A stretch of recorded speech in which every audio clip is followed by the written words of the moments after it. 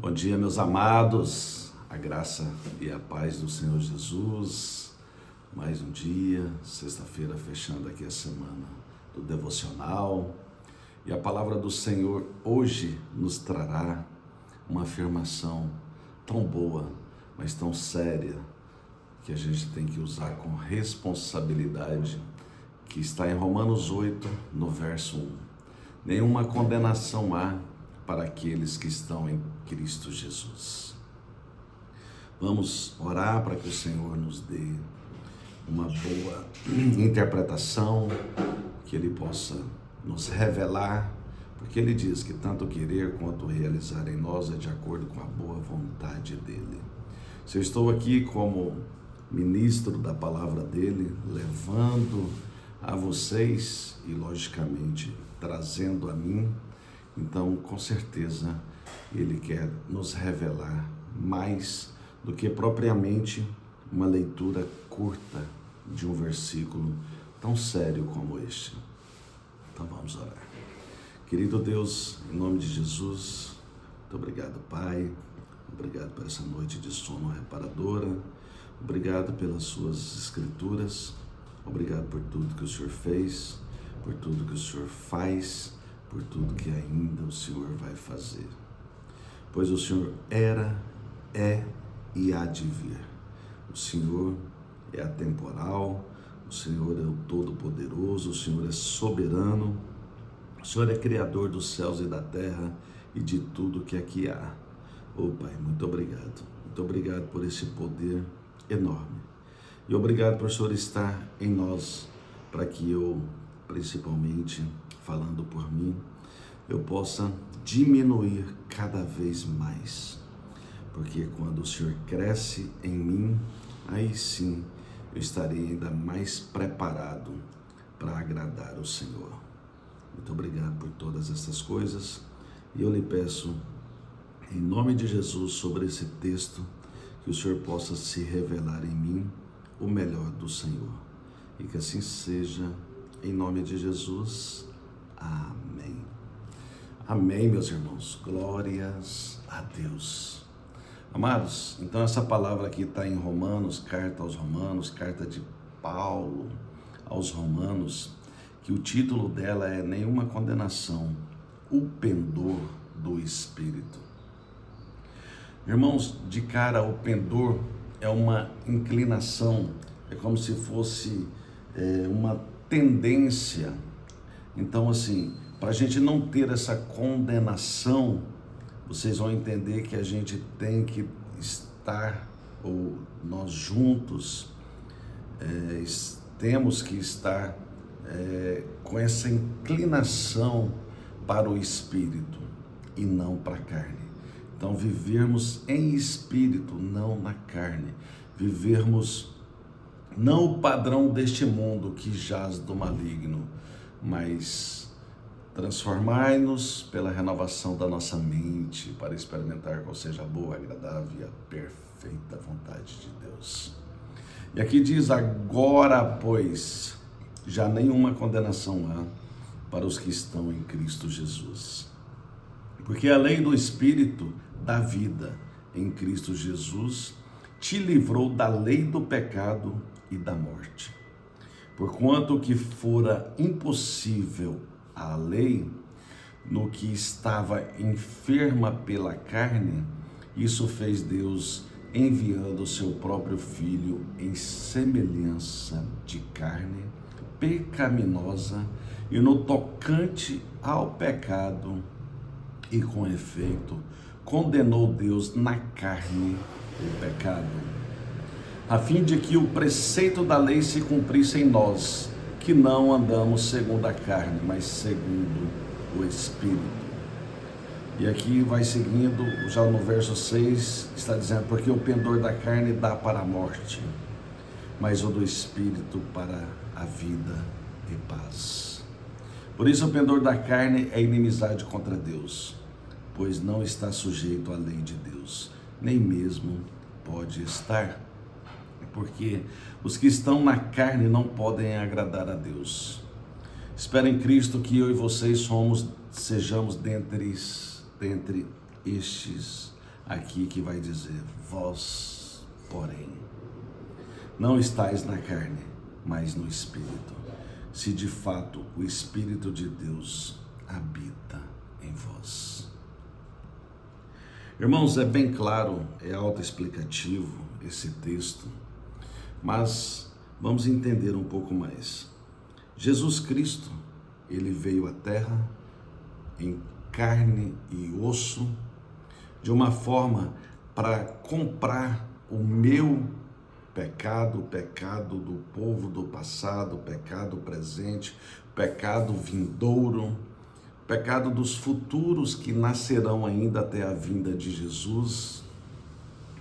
Mas ele veio para entender, para fazer essa sociedade, esse povo, o povo de Deus entender que o pecado que é inserido em nós desde a natureza de Adão, ou seja, nós já nascemos no pecado, nós já nascemos com peso emocional, com peso espiritual, já vem de uma forma geracional, e a gente já é inserido neste mundo com o pendor à carne, com a inclinação à carne.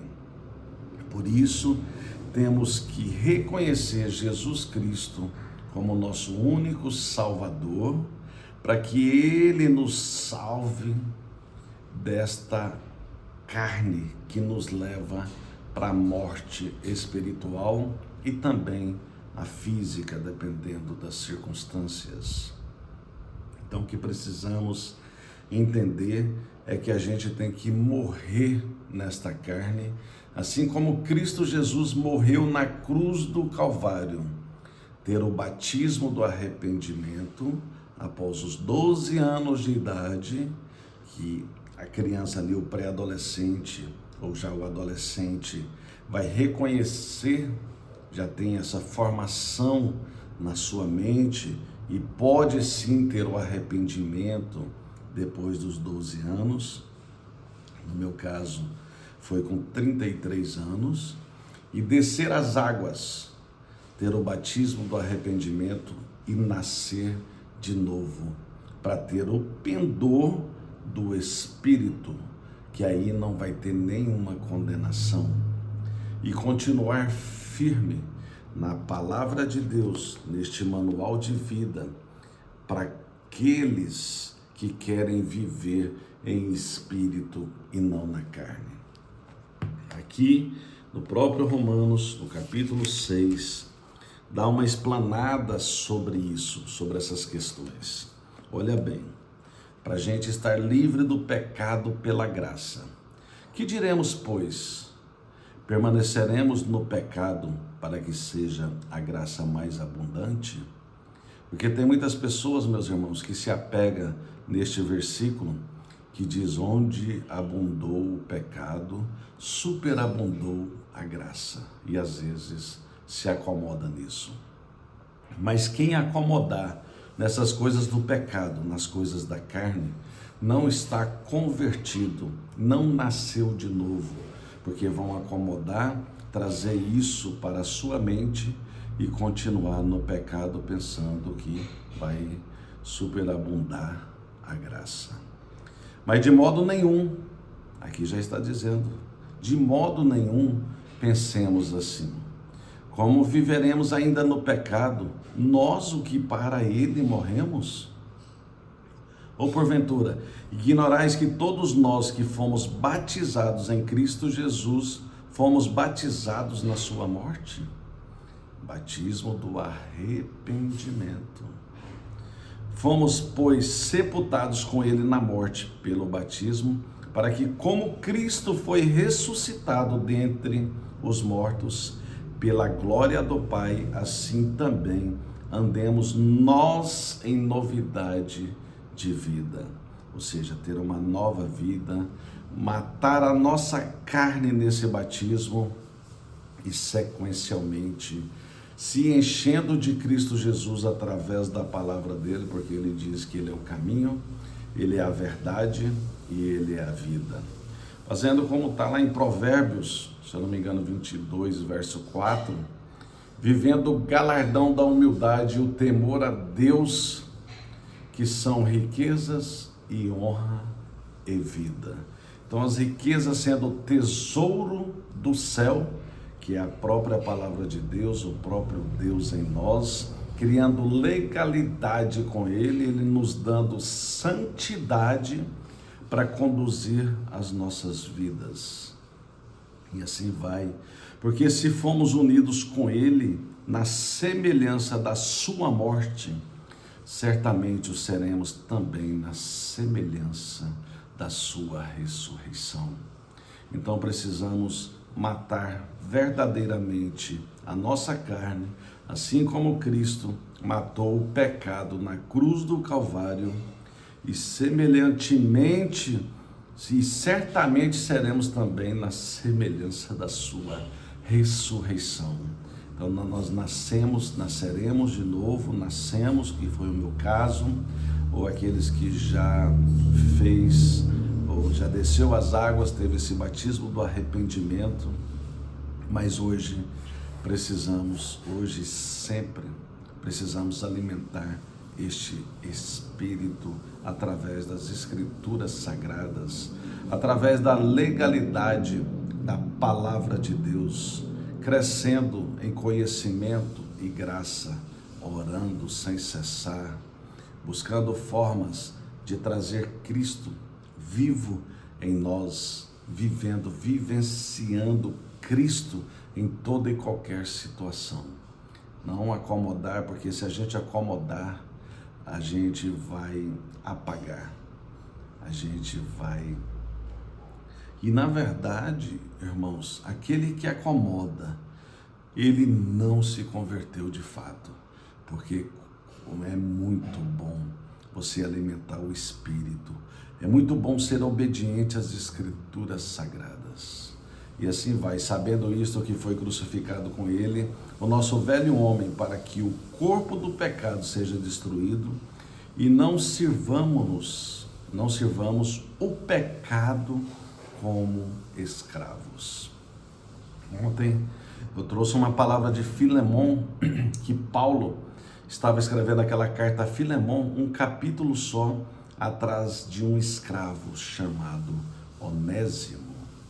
Então era um só ali, um escravo, como eu disse ontem, que na hermenêutica, na exegese, a gente tem que trazer para o século 21, e a palavra deixou claro aqui, que os que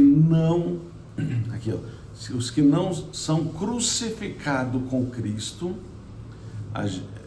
ele continua sendo escravo do pecado. Por isso que eu disse ontem, lá fazia menção a um escravo mesmo, escravo de senhores. Mas, como eu disse, esses escravos têm a gente traz para o tempo de hoje sobre como escravos do pecado, escravos da carne, escravos de formas de evasão pecaminosa.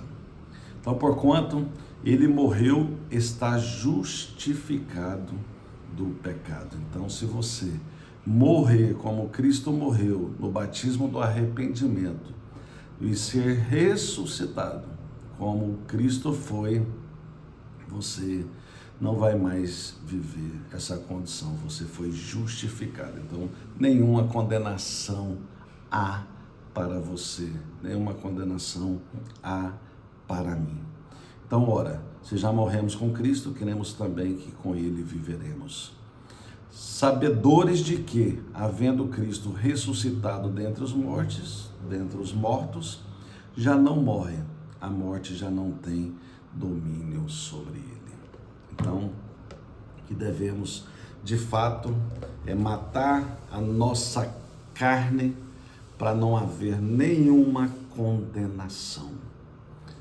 Por isso que eu digo que a gente tem que aprofundar nas Escrituras, na Palavra de Deus, porque se alguém pegar a Bíblia Sagrada e buscar ali só este versículo, Romanos 8, no verso 1, nenhuma condenação há para aqueles que estão em Cristo Jesus.